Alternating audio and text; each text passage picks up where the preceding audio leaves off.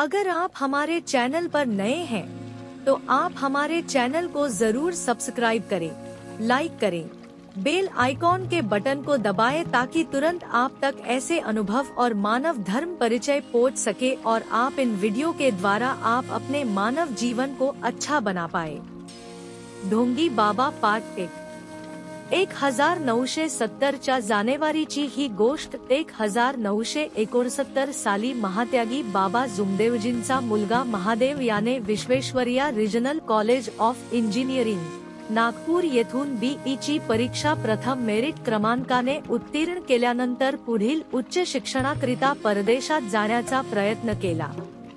तेव्हा अमेरिकेतील नावाजलेल्या न्यूयॉर्क युनिव्हर्सिटीमध्ये मेटॅलर्जी आणि मटेरियल सायन्स या विषयात MS च्या पदवी परीक्षेकरिता त्याला प्रवेश मिळाला।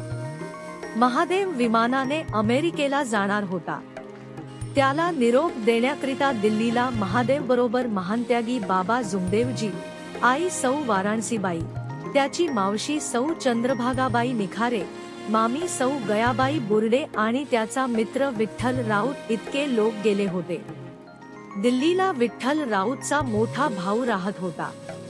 त्याच्याकडे सर्व मंडळी थांबली होती। 2 दिवस सर्वांनी दिल्ली दर्शन केले। तेथील प्रेक्षणीय स्थळे पाहिली।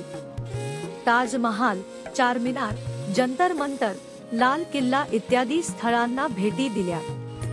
त्यानंतर दुसऱ्या दिवशी रात्रीच्या विमानाने महादेवला अमेरिकेला जाण्यासाठी पालव विमानतळावर सोडले।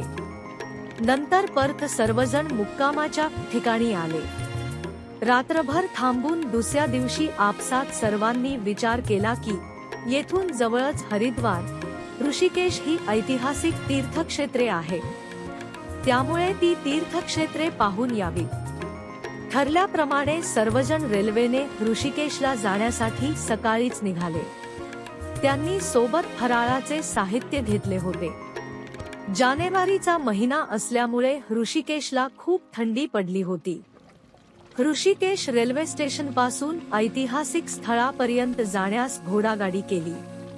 त्या अगोदरच बाबांनी सर्व मंडळींना रेल्वे स्टेशनवरच सांगितले की आपण एकच भगवंताला मानतो, देव आपला आत्मा आहे, म्हणून कोणीही कोणत्याही देवळात नमस्कार करायचा नाही। आपण फक्त मानवाने तयार केलेली कलाकुसर पाहू। मानवाच्या हाताने तयार झालेल्या दगडाच्या निर्जीव मूर्तीत परमेश्वर वास करीत नाही, तर तो सजीवांच्या आत्म्यात निरंतर वास करतो।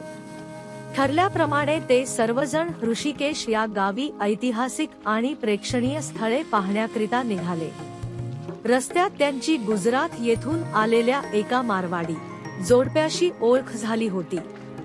त्या सर्वांनी सर्व स्थळे पाहिल्यानंतर सर्वात शेवटी लक्ष्मणझूला पाहिला। ठरल्याप्रमाणे कोणत्याही देवळात कोणीही नमस्कार केला नाही। लक्ष्मणझूला पवित्र गंगा नदीवर बांधला आहे। त्या पुलावरून ते गंगा नदीच्या दुसऱ्या काठावर गेले। दुपारची वेळ होती। तेथे सर्वांनी आंघोळ केली। त्याच ठिकाणी त्यांना ते मारवाडी कुटुंब भेटले। ते पती पत्नी होते।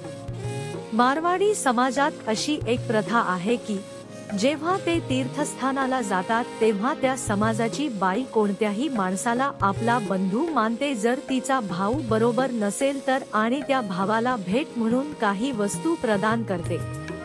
त्यामुळे त्या बाईचा उद्धार होतो असा समज आहे। त्याप्रमाणे बाबांकडे त्या माणसाने बुजुर्ग या नात्याने बघून त्या बाईचा भाऊ बनून त्यांना भेट स्वीकारण्याबद्दल विनंती केली। ते जोडपेही वयस्कर होते। बाबांनी विचार करून त्यांना होकार दिला।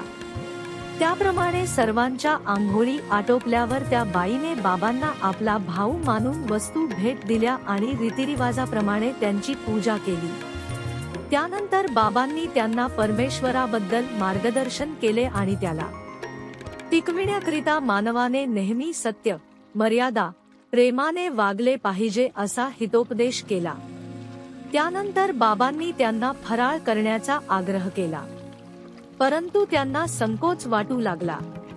त्यांना वाटले की हे बरोबर नाही, कारण आपण त्यांना भेट दिली म्हणून ते आपणास बोलावितात।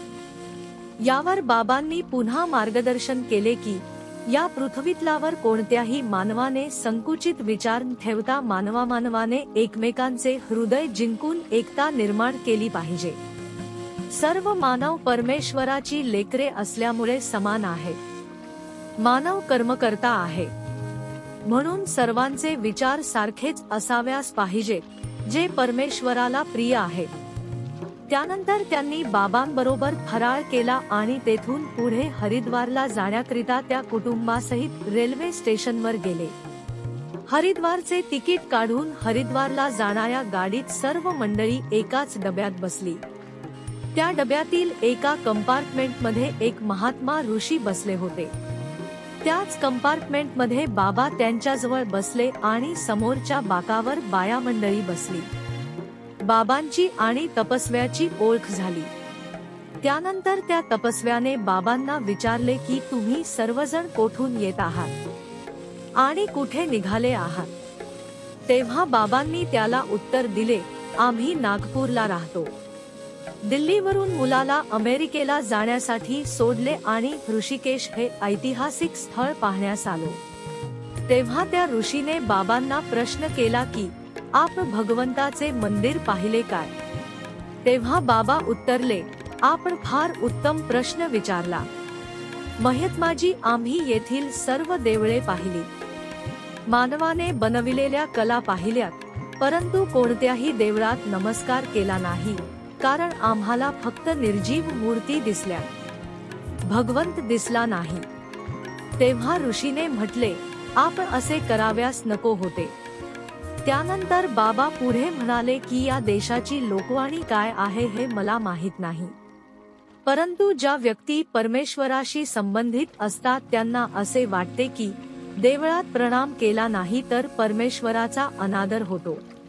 म्हणून मी देवळात प्रणाम केल्यामुळे परमेश्वराचा अपमान केला आहे असे आपल्याला वाटत असेल तर आपण ब्रह्मांड चढवावे आणि त्या परमेश्वराला सांगावे की हे परमेश्वरा, नागपूरवरून एक व्यक्ती काही जणांना घेऊन या तीर्थक्षेत्रावर आली आहे. तो देवळात गेला पण तेथे असताना देखील त्याने तुला नमस्कार केला नाही. त्यानंतर जेव्हा परमेश्वर मला विचारील तेव्हा त्या प्रश्नाचे उत्तर मी त्याला देईन, पण तुम्हाला देणार नाही. त्यानंतर तो महात्मा खूप विचारात पडला आणि ब्रह्मांड चढवता विचारांती तो बाकावरून खाली उतरला आणि बाबांच्या पायाशेजारी बसला. त्याने बाबांचे पाय धरले आणि म्हणाला, तुम्ही धन्य आहात, आपल्यासारखा एकही तपस्वी मी माझ्या आयुष्यात पाहिला नाही. मी हिंदी भाषिक ब्राह्मण असून पदवीधर आहे आणि गेल्या 30 वर्षांपासून परमेश्वर प्राप्तिकरिता पहाडावर जाऊन ऋषिकेश, हरिद्वार यांसारख्या तीर्थस्थानी आणि हिमालयात जाऊन आराधना करीत आहे. पण मला अजून परमेश्वर प्राप्ती झाली नाही. तसेच आजतागायत हरिद्वार ते कन्याकुमारी पर्यंत मी खूप ऋषीमुनी पाहिले, महात्मा पाहिले, परंतु तुमच्या ध्येयाचा एकही तपस्वी आढळला नाही. इतिहासात कालिदास एक महात्मा ऋषीमुनी होऊन गेला, त्याचे पण हेच धोरण होते. तेव्हा बाबा म्हणाले, तुलसीदासजींनी सुद्धा हेच म्हटले आहे की पत्थर पूजे भगवान मिले, तो मैन पूजू पहार. तसेच 2.5 अक्षर प्रेम का पढे सो पंडित होय असेही सांगितले. तेव्हा तो महात्मा बाबांना म्हणाला, आपण परमेश्वराला ओळखता, मला आपण भगवान कुठे आहे ते दाखवा, मी आपला दास बनून राहीन. त्या महात्म्याच्या जटा खूप वाढलेल्या होत्या, त्या केसांची छानपैकी डोक्याच्या मध्यभागी चुंबड घातली होती, पोटापर्यंत दाढी वाढलेली होती, कानात कुंडल घातले होते, गळ्यात रुद्राक्षाच्या माळा होत्या आणि अंगात लालरंगाची कफनी होती. हातात एक छोटीशी काठी आणि दानपात्र होते. त्या महात्म्याने बाबांना खूप विनंती केली, पण बाबा एकाएकी गहिवरले नाही. त्याला त्यांनी काहीही सांगितले नाही. त्याने बाबांची खूप विनवणी केली. तो बाबांचे पाय सोडत नव्हता. त्याने त्यांच्या पायांवर डोके टेकून दिले. तो डोके वर उचलत नव्हता, परंतु बाबा स्वतःच्या पाया कोणालाही पडू देत नाहीत म्हणून ते पाय. पार्ट 2 देखने के लिए लाइक और सब्सक्राइब जरूर करें।